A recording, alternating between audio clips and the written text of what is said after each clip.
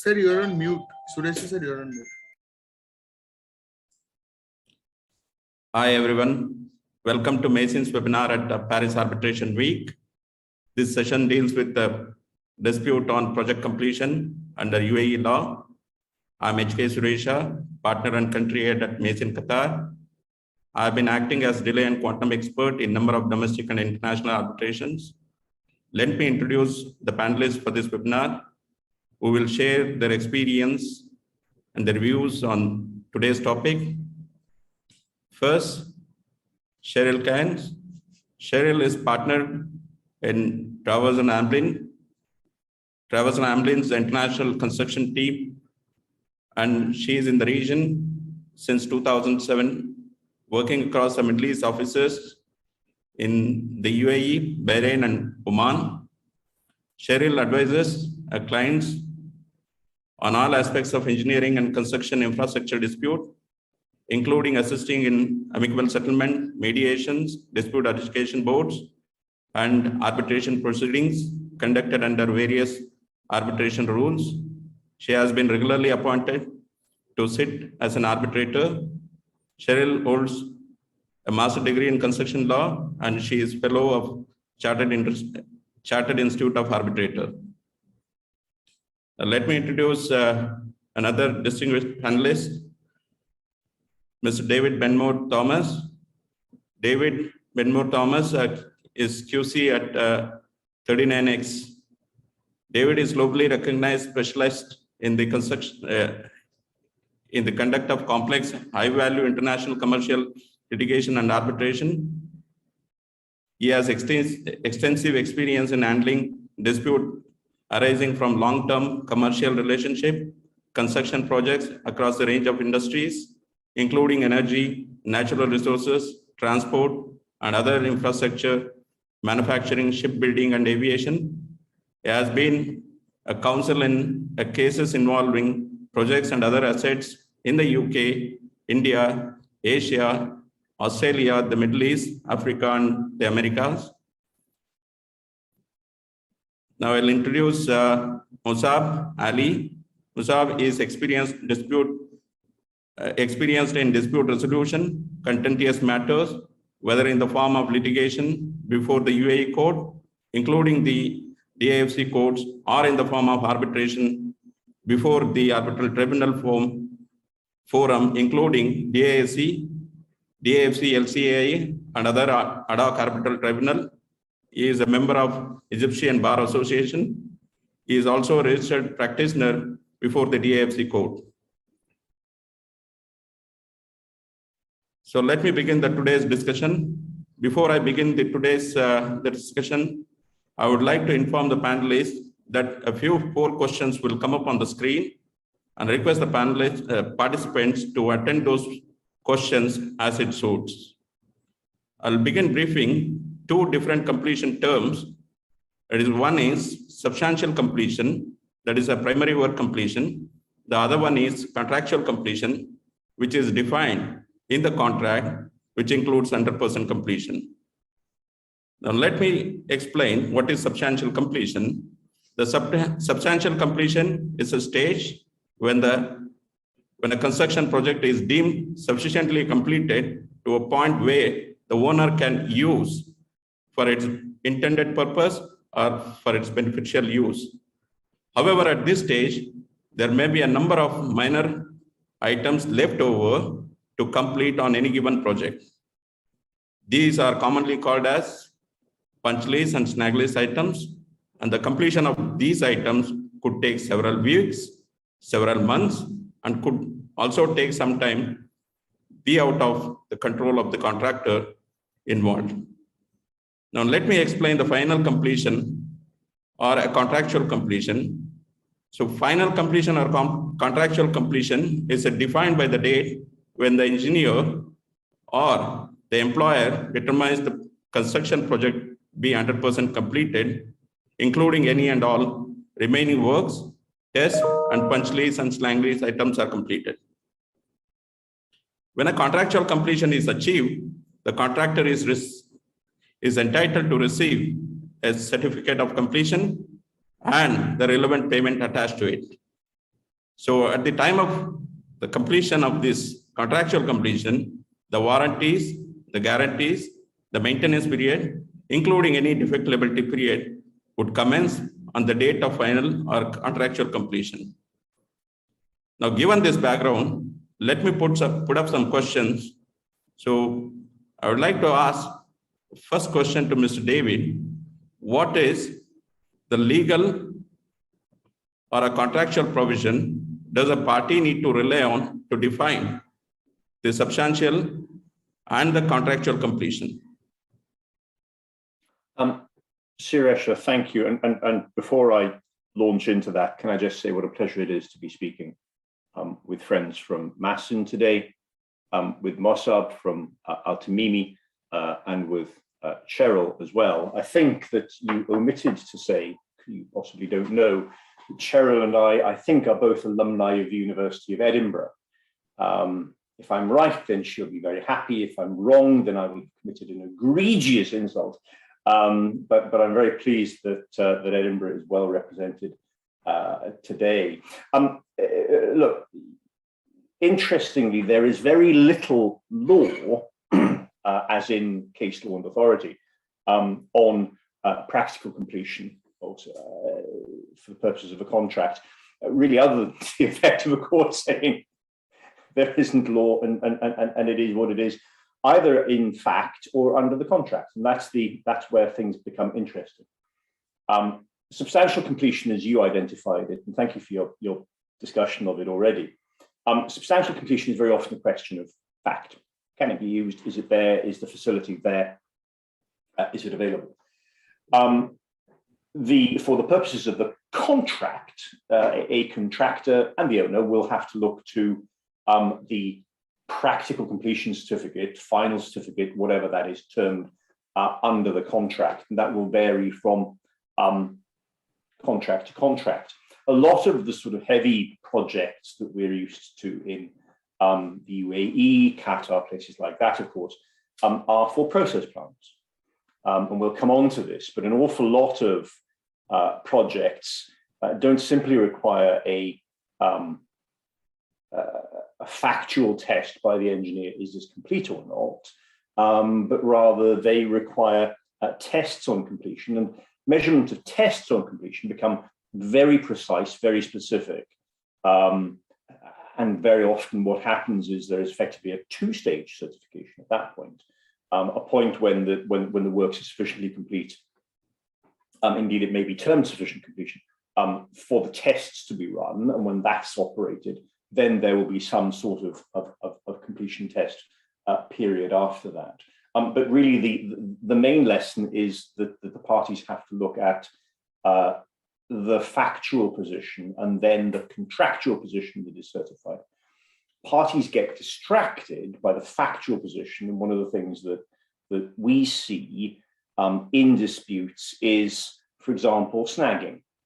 The contractor's snagging is very often the owner's incomplete works, or something is done on the basis of snagging, and the snagging is never remedied, and in fact turns out to be more difficult or more expensive or more time-consuming than is anticipated. The other thing, of course, in terms of usage by the owner, is sectional completion or partial completion, where the works are able to be taken over in stages. And again, sometimes contractors will say, well, this part of the works is complete, so we want it to be taken over, we want to be paid for that, we want relief from liquidated damages. And the owner will say, well, no, we don't want to take over that section. We want that to remain and to take over the rest of the works. And that leads to further questions as a matter of fact, but also questions under the contract. But that is the starting point, and very often the finishing point as to where parties should look at the contract. Okay, thank you.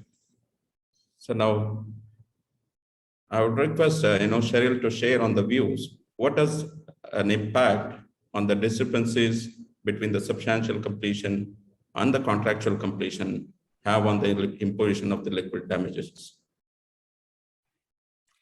Thank you, Suresha. As David has said, likewise delighted to be here today.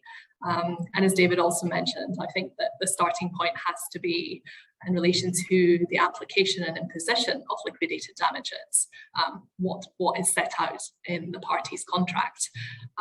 Quite often, in order for there to have been a delay to the works, there has to have been a time which the contractor has failed to meet. So ordinarily, the FIDIC forms are used quite a lot in the UAE, and that would be set out in the contract, the actual time for completion. So for the contractor, it may be the time for substantial completion, or it may be the time for final completion.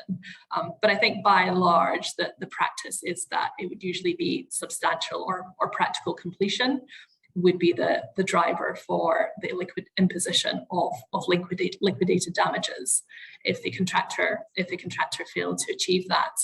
I think, as David alluded to, where there's a discrepancy between the parties and things can become tricky, is if you have a plant or something that's, for all intents and purposes, if it's being handed over to the employer, if it's being used by the employer, either partially or in sections, yet there's some other condition which would not allow the contractor to actually complete under the contract. So, for example, failure to provide the as-built drawings.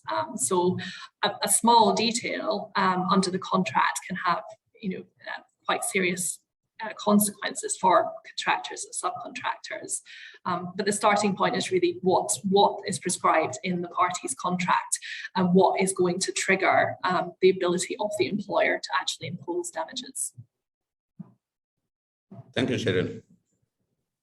So now I'll ask my other friend, Mr. Masood, since he is dealing with the DFC court and other courts in UAE, I would like to know what issues do parties face in preparing for a court case due to discrepancy between the substantial completion and the contractual completion when there is no final completion certificate available with the contractor who wish to advance a case before the courts.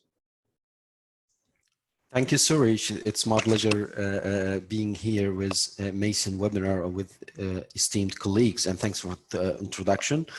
This is actually a very important question that it is a crucial issue in most of construction cases, that the situation we normally face, that there is differences between the substantial completion and what happened in facts in the site, and reflecting that situation according to the contract documents.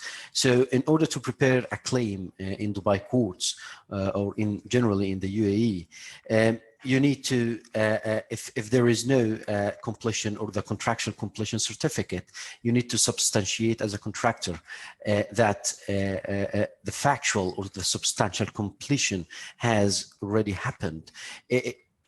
Even if the contract would require the completion certificate to be issued according to the normal or the contractual route, but if this has not been issued for no fault committed by the contractor, it is still available for the contractor to file or initiate its claim and prepare the necessary steps in order to prove to the court that factual completion has been completed, and it is only the default of the employer for not issuing the completion certificate through the consultant. Measures that could be taken is normally appointing an expert through the court in order to visit the site and verify the completion percentage. Also, it is a normal practice for contractors in the UAE to rely on the building completion certificate that are usually issued by the authorities in order to prove the factual or substantial completion. There are well-established rules as a matter of UAE law that no one can benefit from his own breach. So by not giving the completion certificate to the contractor, whether by an influence from the employer or from a breach by the consultant, that does not mean that the employer can benefit from his own breach. And we have also the common law estoppel rule that is codified in Article 72 in the UAE Civil Code. So the completion will be deemed as happened, even if there is no completion certificate issued, as long as factual completion is completed. And this is a technical matter, obviously, that needs to be reviewed by experts in the field. Thank you very much. Very interesting to know that, so the contractor doesn't so really need to wait for a final completion certificate to be issued by the employer. Still, he can, take forward the case before the courts, by using the other, the factual evidence which suggests the completion is achieved, or either the full completion or the substantial completion is achieved. That is very interesting to know. Now, I'll ask, Cheryl to share on the views that what issues do parties face in making the arbitration documents due to discrepancy between these substantial completion and the contractual completion. Thank you, Suresha. Well, generally in an arbitration, it's going to be very similar to what Mosaab has set out in some detail. You're going to need to try and establish that completion has in fact occurred, notwithstanding that no taking over certificate has been issued. And you'll see in a lot of arbitrations in the UAE and wider Gulf region, particularly disputes regarding extensions of time, part of the relief that a contractor or a subcontractor will be seeking from the tribunal is for them to actually issue and determine what the completion date was. Because very often the contractor and main contractor will be saying it is one day by reference to, evidence of perhaps actual usage by the employer or issuance of the various documents from the authorities, so Dubai municipality, versus the employer who will be saying the completion date was another date. So it's really, again, whatever documents the contractor can provide. So if it can provide things that are required to achieve completion, so the as-built documents, the O&M manuals, the warranties, so to the extent to which it can comply and demonstrate completion has been achieved. And then factual evidence, so again, any evidence of actual usage by the employer for the original purpose the project was intended for, and then again expert evidence to demonstrate and support that completion has in fact been achieved.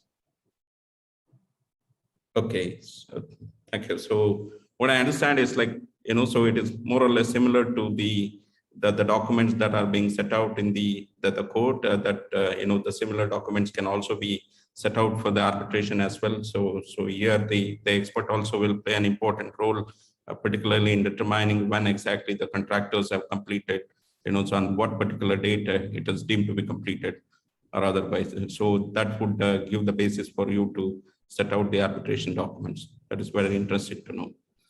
Now I request, so David to share, so some of the views on the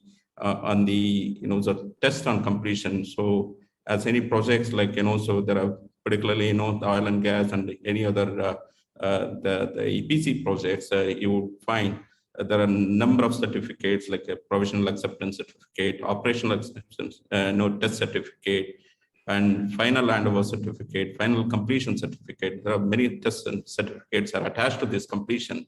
So how do tests on completion impact on the project completion, and what sort of dispute arises concerning these tests connected with the project completion? Suresh, thank you. Yes, it may be useful to orient ourselves. A lot of times, practical completion when dealing with an office building or a warehouse or a military facility or that sort of thing, what's been constructed is a building which can be used, it's complete, it's practically complete, it is handed over, and everyone knows that it is essentially available to be used as a building.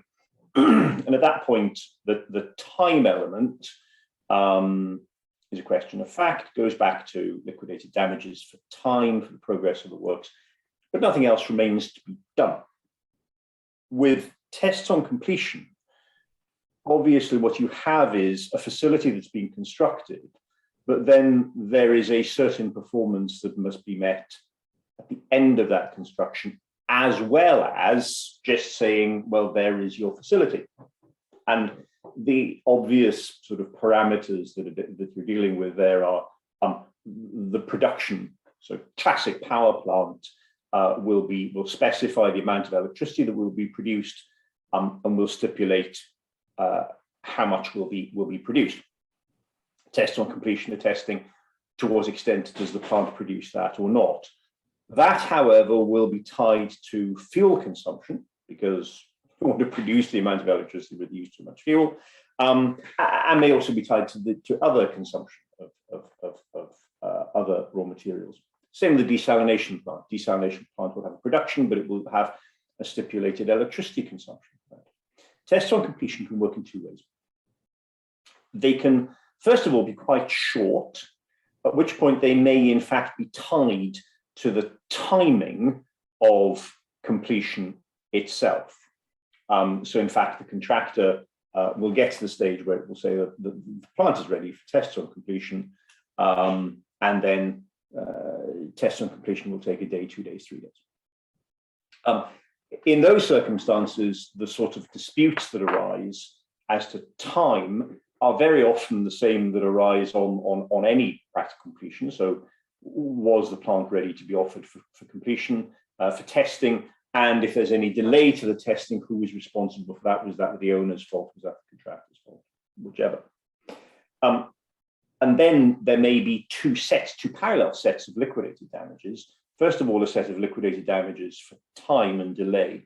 And secondly, liquidated damages if performance falls below the specified level. Sometimes for tests on completion, it's stipulated that if you fall below sometimes 90% production of the specified production, then in fact the owner can reject the plant, and then you get into reworks and remedial works to get you back into time. The other sorts of issues that can arise is some power plants, for example. Tests on completion may be measured over a period of years. I'm doing a power plant at the moment where tests on completion to be run for a period of 1 year during a period of 3 years. Now, in that circumstance, as you say, you certify that the project is complete in its construction, and in fact, it may have to be sufficiently complete to be connected to a grid for electricity to be taken off the power plant. Then the circumstances that arise on those long tests on completion become much more complicated, because issues arise then as to not just the state of the plant as it's operated, but then the state of the plant as it's maintained over that longer period of years.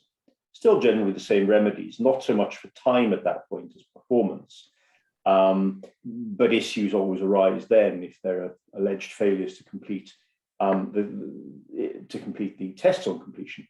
The question arises as to whose responsibility it is to maintain and operate the plant during those tests on completion.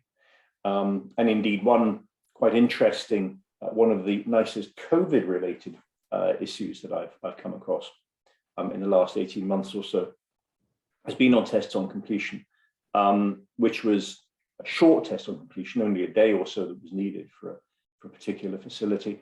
But in fact, because of travel, the engineers who do tests on completion tend to be very skilled and very specialist engineers. But because of COVID travel restrictions, the engineer couldn't fly into the country to carry out tests on completion. Quite interesting questions arose there as to time with those tests and their failure. So tests on completion put a whole different dimension on liquidated damages and activities around completion, in addition to the time-related issues that Cheryl referred to. Thank you, David. So it's interesting to know. I know there are several concerns relating to tests on completion, so in respect of parameters and, so the performance parameters being met and the maintenance parameters being met and various other aspects. So it's quite interesting to know. So I'll ask another question to Mosaab. So how can contractors seek a completion certificate or a payment connected with the milestone on completion certificate or taking over certificate, despite the substantial completion is achieved and only a few types of tests or few pending points are remaining to be completed as a result of the employer's pending actions, which are nowhere near to the completion? Thank you, Suresh. This is also another important question that is related to the earlier question that we have discussed. As I said, that if there has been a difference between the situation of factual completion and contractual completion, there are two issues here: that the well-established rule that no one can take benefit from his own breach.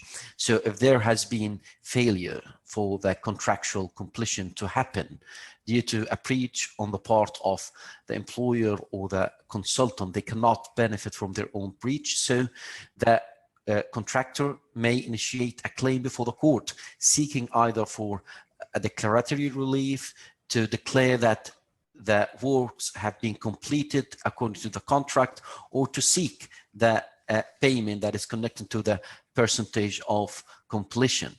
There is also, even if we assume, because it usually happens that in the stage of testing completion, snagging, that this is the critical stage where the employer or even both parties issues may happen, and so the completion certificate is stuck, or even during the defects liability period, the defects liability certificate is stuck. And normally, based on my knowledge, I rarely see, by the way, defects liability certificate.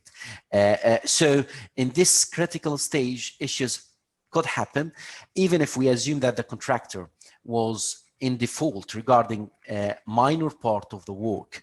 That does not entitle the employer to abstain from releasing the whole payment, or a payment that is corresponding to a big stage of work that are substantially completed or essentially completed, or big part of it. According to Article 272 of the UAE Civil Code, if there has been corresponding obligations and there has been a failure on one obligation, so the party who should comply with the corresponding obligation can abstain from doing so. However, if there has been only minimal failure or a minor failure in only minor part of the whole obligations, and the main big part of the obligations have been substantially completed, so you cannot abstain from fulfilling your corresponding obligations because of that, because of a minor default. So the issue that a contractor could seek or initiate proceedings before the court or before the arbitral tribunal in order to seek declaratory relief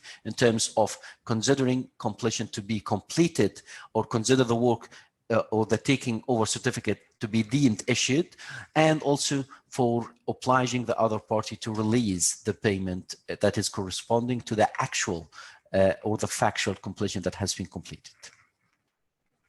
Thank you. So that clarifies, so how for any contractor to move on this, so using the provisions of the UAE law. Yes, thank you. So now, question to Cheryl, so Cheryl, as you know, on many construction contracts, so the contractors are being prevented, so despite the fact that the substantial completion is achieved, they are being prevented from, so completing the overall works due to non-availability of the power or various other process elements and etc. So under these circumstances, if a party wishes to argue on the prevention principles under UAE law, what legal or factual circumstances would assist the contractor?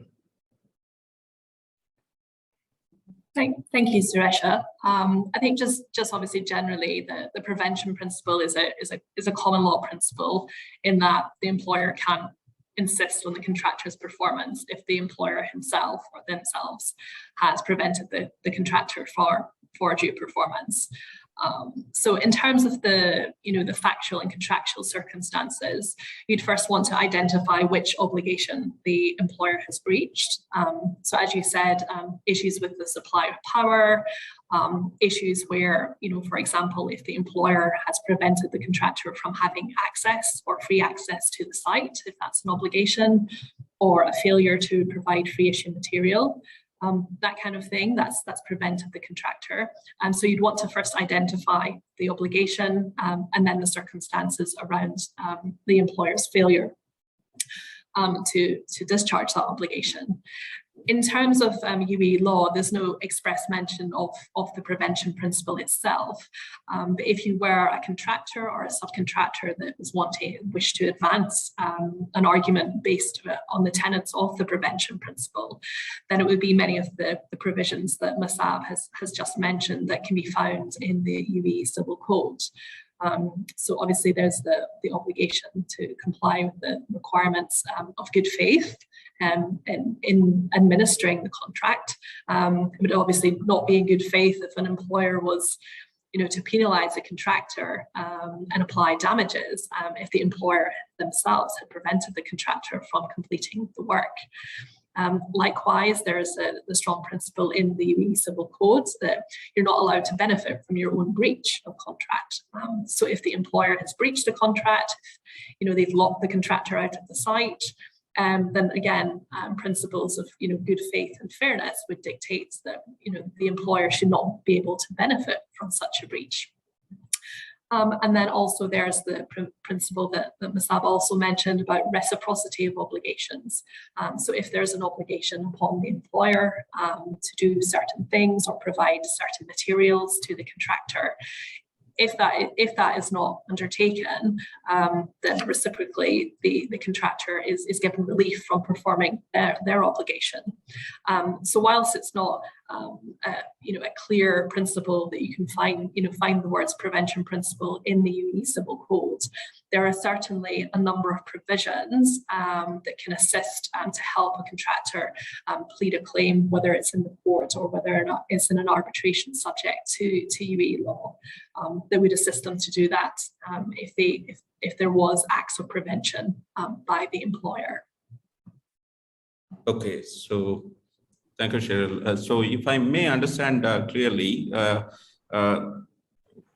while there are no direct provisions which allows the contractor to plead on the matters of the prevention principles, there are no direct legal provisions are available. But however, with an implied terms, including the good faith arguments and other several civil codes which will be handful for pleading the matters, so as a matter of prevention principles. So thanks for that. And also now I would request David to throw some light, particularly in connection with the prevention principles raised by the contractor. How can any employer defend against these contentions? I think there are two distinct issues that we need to split out when discussing the prevention principle from the owner's perspective. The first is that the owner's principal remedy for delay to the works, where delay is simply date fixed for practical completion is X, date of the certificate is Y, which is later, is liquidated damages. And liquidated damages is contractual machinery in the building contract that the owner benefits from. If the owner is said to have prevented the contractor achieving practical completion so that the prevention principle is engaged in the way that Cheryl has explained, then the liquidated damages machinery breaks down. And that's the first way in which the owner can lose the benefit of or suffer because of the prevention principle. The first way in which that's done, and I think certainly any front-end lawyers drafting contracts are very aware of this, is that the first thing that the owner must do is in fact not be too aggressive in terms of extensions of time in the machinery in the contract.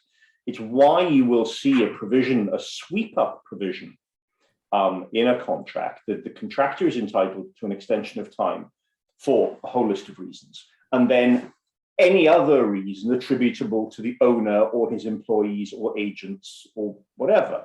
And that is so that the contractor can't say, the prevention principle, you stopped us achieving practical completion, therefore you've broken the liquidated damages machinery, therefore, in fact, you can't claim liquidated damages and time is large. That goes to the machinery. And sometimes I have seen owners sort of say, oh, we're being very aggressive. They can get this list of extensions of time, but nothing else. If we do anything else, then they can't get an extension of time. Well, all that means is that they break the machinery. So that's the first thing, is owners must have a safety net, strangely, it seems, that will give a contractor an extension of time if there is a delay that is caused by the owner. Then the second thing, apart from that, is where the contractor is asserting that there is a delay to the progress of the works because of the owner. This goes to issues around the owner's project management, and it goes to the owner actually knowing and keeping tabs on the progress of the works and what's going on in the works. And in just the same way as contractors use consultants like Masin to do time analysis, program analysis, delay analysis, so too should owners. Because the prevention principle will only apply if there is an event which actually causes delay to the works.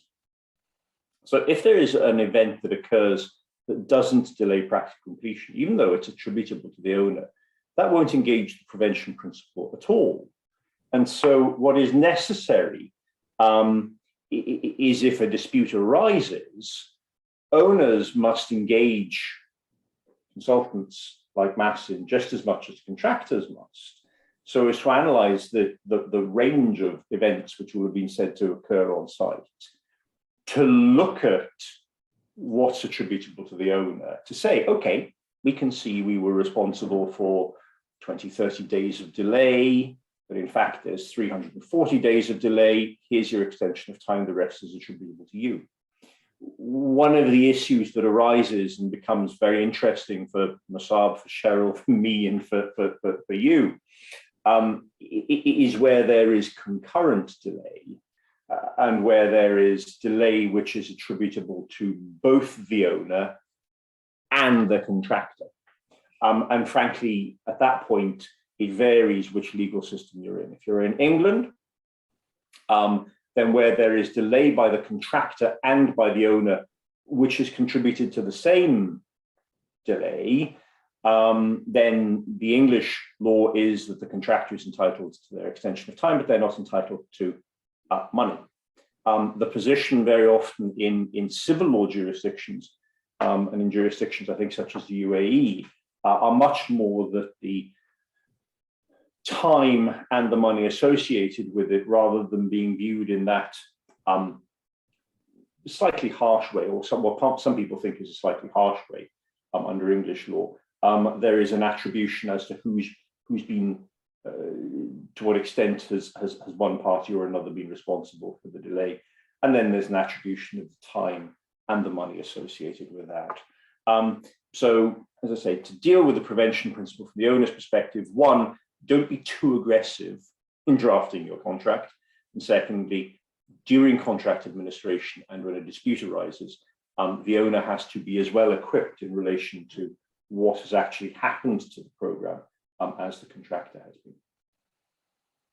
Thank you. So that's very detailed answers. Now I would ask Cheryl to throw some light on the other matter, particularly when there is a dispute on a project completion. What are the general damages that an employer generally pleads other than the liquid damages? Thanks, Suresha. I think as David alluded to, in construction projects, particularly the very large infrastructure projects that we have out in the Middle East, the primary remedy for delay for the employer will be liquidated damages. But typically that is capped at or limited to 10% of the contract price. And very often, if there's a significant period of delay, the losses incurred by the employer can far exceed this.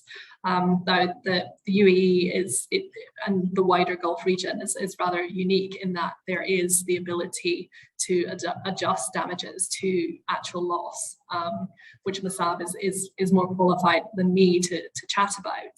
But if you are an employer who's looking to go after general damages rather than pre-agreed liquidated damages, if it's a project that's been delayed, the types of claim that you would be looking to advance would be things like the cost of having to retain the rest of your professional team on site, so your architect, your engineer, any other consultants, potential loss of profits, your own extended site overheads due to the prolongation periods.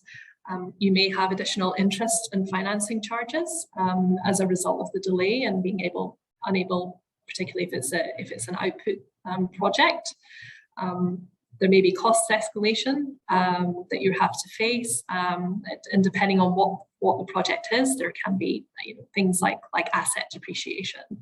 The main issue with general damages, though, for employers is that they will actually have to prove that it has been an actual cost that they have actually incurred. So it's a lot of work to, they will have to produce all of the underlying substantiation for those heads of general damages that it wishes to claim from the contractor, together with the vouching to demonstrate to any court or tribunal that those sums have actually been incurred. And it's for that reason that generally in these very large projects that liquidated damages are preferred, so that it provides an element of certainty for everybody. But that said, you do see, particularly in cases of very long delay, employers looking to assess whether actually their actual loss is far greater than the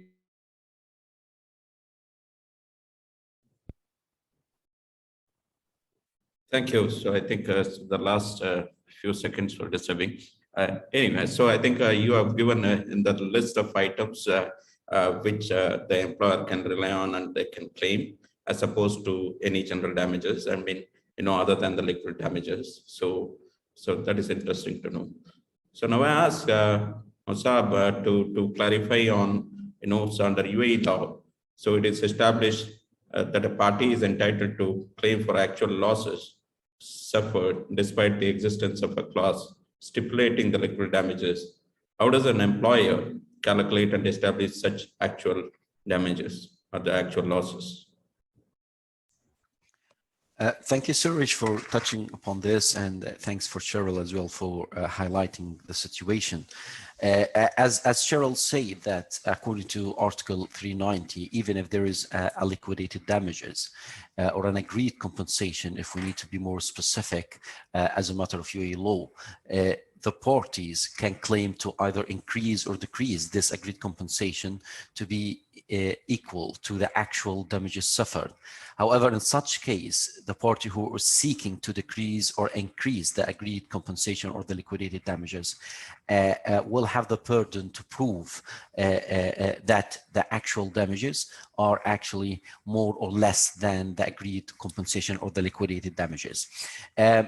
Practically, however, that the liquidated damage or the standard liquidated damages clause in construction contract, it does not only include agreed compensation.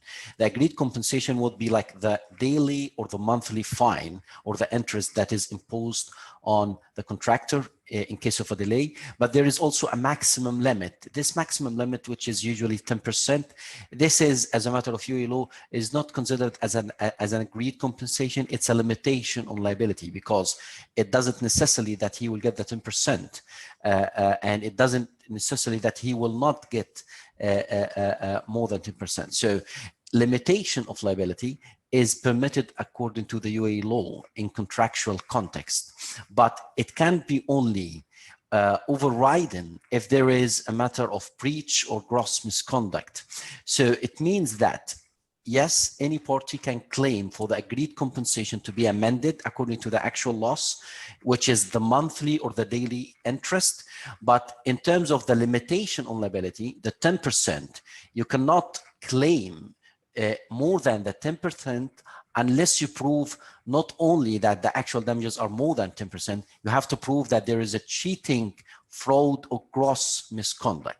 So this is a bit tricky. So the liquidated damages clause in standard contract, it includes both agreed compensation and limitation on liability. Agreed compensation, the daily and monthly fund could be amended according to Article 390. Limitation on liability, which is the maximum 10%, should be respected according to Article 383 of the UAE Civil Code, but can be only overridden or overcome in case of gross misconduct or fraud or cheating. How does an employer calculate and establish that the actual losses are more than the liquidated damages? This is a matter that is seen by UAE courts as a technical issue that is normally referred to expert. Expert also are referring to like the market and normally how how much profits or rents that the employer could have generated from this project or this construction, assuming that it has completed on time. If this rent, the value of the rent that could have been generated according to the market are more than like the 10% that the employer has already reached, then the employer has to prove that the actual damages are more than the 10%, the maximum contractual limit, and it has to also prove an additional barrier, which is, or has to dispose of an additional barrier, which is the gross misconduct or the fraud or cheating on part of the contractor. But this could be amended in terms of an agreed compensation, the daily and the monthly interest, without proving the cheating, as long as he can prove that the actual damages in terms of daily basis or monthly basis are more than the agreed contractual interest. Yes, so thanks, Mosaab. So it's interesting to know that the liquid damages are always capped at certain percentage, and at the same time, so that is not a guaranteed payment payable by the contractor in the event of any breach. But however, you need to prove the actual losses, so up to that amount. If it exceeds that amount, again you will have to prove that, and then only you can make a claim on that. So thanks for that. So now questions to David. How can a contractor demonstrate its entitlement for an extension of time and associated costs if the employer doesn't enable the final completion? I mean, that so many projects have been so delayed because of the employer's default, but at the same time, it's being blamed on the contractor. So under these circumstances, I would request your views on that. There are two distinct issues. The first is the overall time that the contractor has taken to execute the works, which in any delay claim, in any delay dispute will be an issue. And that doesn't depend on whether a practical completion certificate has been issued or not. The contractor will start with his baseline program. The contractor will know when it says the works were complete, whether that's because of a certificate or as a matter of fact, as Mosaab identified earlier in the webinar. And the contractor will know the amount of time that it says it has taken. It will then claim extensions of time in the same way by reference to events under the contract that entitle the contractor to an extension of time as the contract is progressing, or as the works have progressed. And the tribunal faced with that will have to listen to programming evidence from one side, both sides, assess whether or not each event was a relevant event under the contract. Did it have an effect on the progress of the works? Does that entitle the contractor to an extension of time?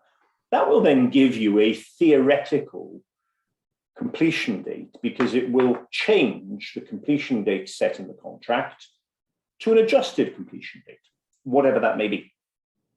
If that date is then after the date when the owner does give the certificate or on the same day, then no liquidated damages appear. The issue for a contractor can arise when the owner simply refuses. The contractor thinks, look, I've finished. I don't know what else I'm supposed to do. but the owner rather, is refusing to issue, or the engineer under the influence of the owner is refusing to issue a completion certificate. In those circumstances, and I think Cheryl referred to this earlier on, the contractor's claim, part of the contractor's claim, is for the owner's breach of contract for failing to issue the certificate. And so the contractor is saying, I have lost because you, the owner, have failed to issue the certificate. Now that will have, if you like, two effects. First of all, if the tribunal finds that there is an entitlement to the issue of a certificate and finds a matter of fact what that date should be, and the owner should certainly assert what date it should be, then that will have the effect of either stopping liquidated damages, or the liquidated damages will become circular, because the owner will claim the liquidated damages on the basis that the certificate wasn't issued, but the contractor will claim them back as damages. So they become a zero sum. So that is the certificate as the defense for the owner's claim for liquidated damages because there isn't a certificate. The contractor may then also face losses, and it goes back to the general damages, but these are the contractor's general damages. So the contractor may say, look, while you didn't issue the certificate, one, I had to maintain the performance bond or the retention bond. Two, I was kept out of the retention monies. So there will be financing costs for those bonds and the retention monies. Three, the contractor may say, I actually had to maintain presence on site, either everybody on site because you were asserting that the M&E works weren't complete and my M&E subcontractor was saying that it was, and so we didn't know what to do, but we said keep the M&E people on site. Or alternatively, just look, I just had to maintain site presence in terms of a site manager, that sort of thing.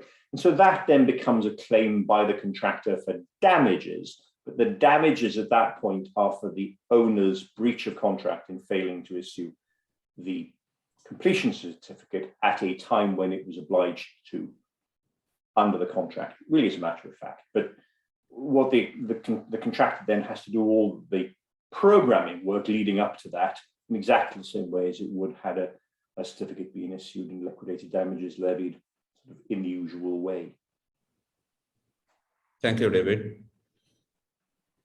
Now, so I would put a situation, and also, Mosaab, and also particularly in this region, a couple of projects are being, various contractors were encountered to delay in the project, particularly if their situation is like they have substantially completed the project. However, they're not being able to finally complete the project because of one or the other, so not the breaches, one or the other pending actions by the employer, including giving the power or giving the process facilities, and the other units, connecting with the final completion.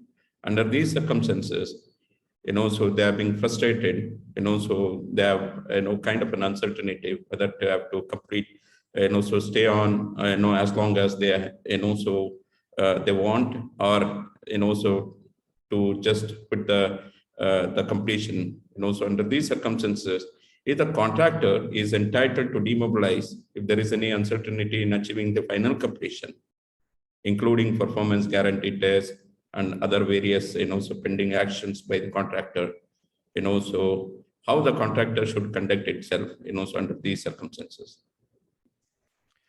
Thank you, Suresh. Generally, we consider, as a matter of law, demobilization by one party is a bit severe action for the contractor to take. Instead, it could be recommended in some cases. Also, this specifically should be considered on a case-by-case basis, but we generally consider that suspension by the contractor while seizing the site could be an appropriate action by the contractor, and in parallel, he can initiate a claim for extension of time with cost, and also initiate his claim officially before the court or the arbitral tribunal.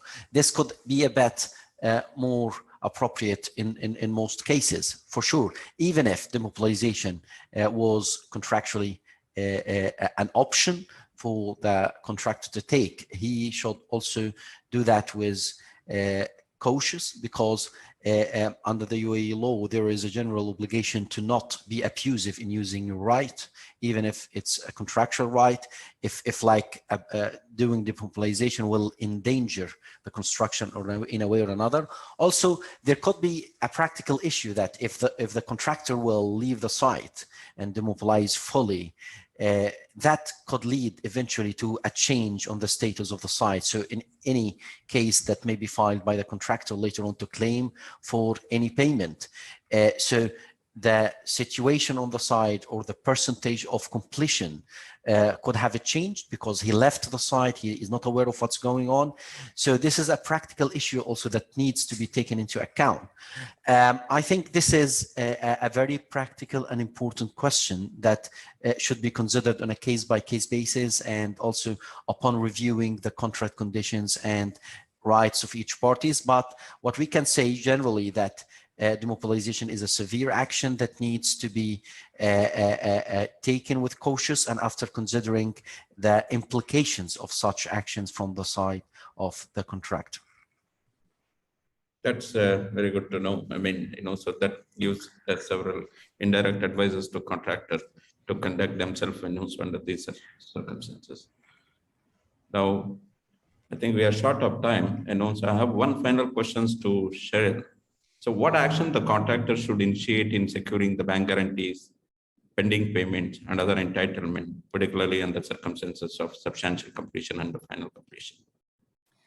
I think in terms of trying to secure the bank guarantees, contractors and subcontractors here, that's a very tricky issue, principally because most are granted on an on-demand basis, so that all the employer has to do is present that to the guaranteeing bank in order to draw down on it. The contractor can try taking some self-help remedies in speaking with its bank to get early notification if a call is made on the bond, to try and seek some form of attachment. I understand that that's still very difficult to achieve, but Mosaab would be better placed to understand the court's approach to this. But the contractor's remedies are really very limited when it comes to the bank guarantees. And then just in terms of pursuing its other entitlements under the contract, obviously the contractor needs to make sure that it's complying with the express terms of the contract, and it needs to be issuing any notices in the format that's required within the time period stated, so that it can position itself to fulfill any preconditions to commencing court proceedings or commencing an arbitration if it escalates to a full dispute with the employer. Thank you, Cheryl. I think so we are almost close to the timing. I mean, so thanks, David, Mosaab, and Cheryl for participating in this, and so we really enjoyed, and so you have shared so very practical and the contractual and legal so the experience, and I think it's helpful for the many participants. And if any questions from the participants, I would be happy to take up, so in due course. Thank you.